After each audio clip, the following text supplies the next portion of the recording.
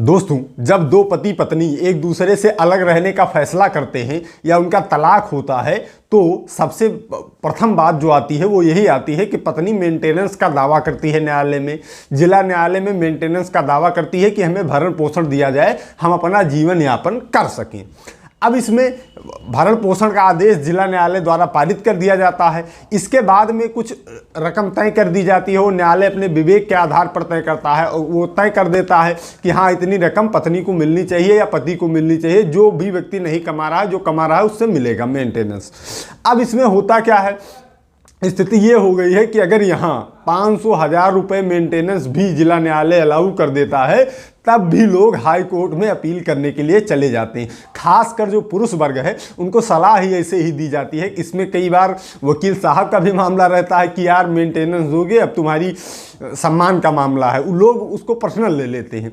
जैसे आपकी पत्नी है, आप दोनों लोगों की नहीं बनी, वो नहीं कमा रही है तो उसे मेंटेनेंस तो अलाउ हुआ है तो वो देना ही पड़ेगा। वो अलग रह रही है, आपके बच्चे भी अलग, अगर अलग रहने तो मेंटेनेंस तो भाई लाजमी है, आपको देना पड़ेगा। लेकिन बात आ जाती है ईगो की उसमें बात ये आ जाती है कि नहीं है मुकदमा, हम ये जितना लड़ना चाहें लड़ लें, हम इनको देंगे एक पैसा नहीं। तो 1500 का भी मेंटेनेंस अलाउ अगर हुआ महीने का तब भी लोग हाई कोर्ट अपील करने के लिए चले जाते हैं। वकील साहब भी कहते हैं कि हाँ हाई कोर्ट अपील कर दो, वहां से आपको रिलीफ मिल जाएगी।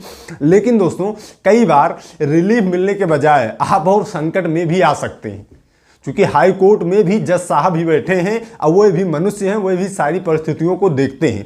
ऐसे ही हुआ है, एक ये वीडियो आप देखिए फिर मैं आपको समझाता हूं। अब छोटी सी बात रह गई है, इसको समाप्त करें हम लोग। अभी 17,000 इनकी सैलरी है, 2500 रुपया इनकी वाइफ को है, 1,000 रुपया बेटी को है। ठीक है, आप इनको 5,000 रुपया दे दीजिए वाइफ को, और चलिए 2,000 रुपया दे दीजिए डॉटर को, 7,000 दे दीजिए। अगर वाइफ का कोई गेनफुल एम्प्लॉयमेंट होगा, आप मॉडिफिकेशन के लिए ऑर्डर पास कर दीजिए, ये पिटीशन फाइल कर लीजिएगा अल्ट्रेशन ऑफ ऑर्डर के लिए, दैट रेमेडी इज देयर। अगर 7,000 में दो आपके फैमिली के मेंबर्स नहीं रह सकते हैं, मतलब रहेंगे, फिर भी आपको 10,000 रुपया आपके हाथ में बचता है। अदर प्रॉपर्टीज आपका जो भी होगा, there cannot be anything less than this। इसमें दोस्तों हुआ क्या है कि ये दो पति पत्नी थे, दोनों लोग अलग हुए, इनके एक बच्ची भी थी। तो जो निचली अदालत है उसने कहा कि 2500 रुपये महीने पत्नी को अपने और 1,000 रुपये महीने बच्ची को आपको भरण पोषण देना पड़ेगा, यानी 3500 रुपये महीने आपको देना पड़ेगा। लेकिन इसके बावजूद मामला हाई कोर्ट में गया।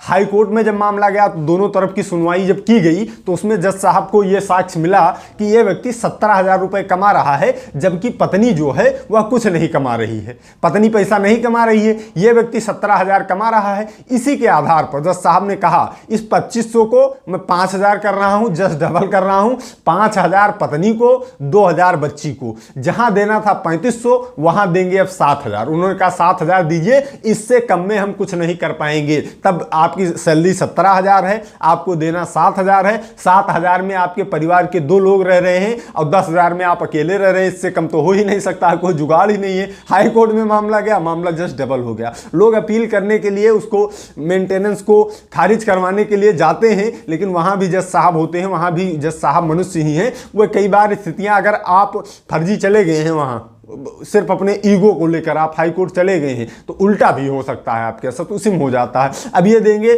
7,000 रुपये महीने देंगे और उसके बाद में वो देंगे। फिर इसमें जज साहब ने उनको थोड़ी रिलीफ दी, उसमें कहा कि अगर आप देखिएगा, अगर आपकी जो पत्नी है वो अभी कमाने लग जाती है, उसके पास भी खर्चा आने लगता है, और अगर आपको लगता है कि वह स्वयं अपने खर्चे से अपना जीवन यापन कर सकती है तो आप आइए यहाँ पिटीशन डाल दीजिएगा, ये जो आदेश है ये आपका अमेंड हो जाएगा, उसमें कोई दिक्कत है नहीं। लेकिन अभी जो वर्तमान स्थिति है, जो साक्ष्य प्रूफ मिले हैं उसमें तो यही है कि पत्नी को मेंटेनेंस मिलना आवश्यक है और आप 17,000 कमा रहे हैं, तो इसमें से आप ऐसा करिए कि 7,000 उनको दीजिए, 10,000 अपने पास रखिए। तो दोस्तों होता यही है, अगर मेंटेनेंस हल्का फुल्का अगर जिला अदालत से आपका अलाउ हो गया है तो आप बहुत ज़्यादा प्रयास ईगो को अपने बीच में मत लाइए, हाई कोर्ट मामला लेकर मत जाइए। छोटा मोटा अगर भाई पत्नी है आपकी, आपने शादी की थी, आपके साथ रही इतनी दिन, अलग रह रही है, खर्चा तो देना पड़ेगा, श्योर है, उसमें कोई दो राय नहीं है।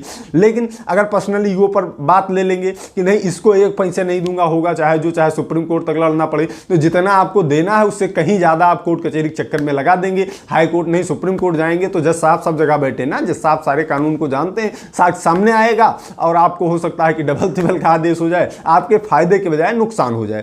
तो मैं तो रिकमेंड यही करूंगा, मेरी सलाह यही रहेगी, अगर हल्का फुल्का मेंटेनेंस अलाउ होता है निचली अदालतों द्वारा तो उसे आप एक्सेप्ट कीजिए, उसे दीजिए, आपका केस चले आगे, फिर जो आपका फैसला होगा वो कीजिएगा। बहुत ज़्यादा प्रयास ईगो पर लेने का, फैमिली मैटर में कोई भी मामला ईगो पर लेने वाली बात होती नहीं है।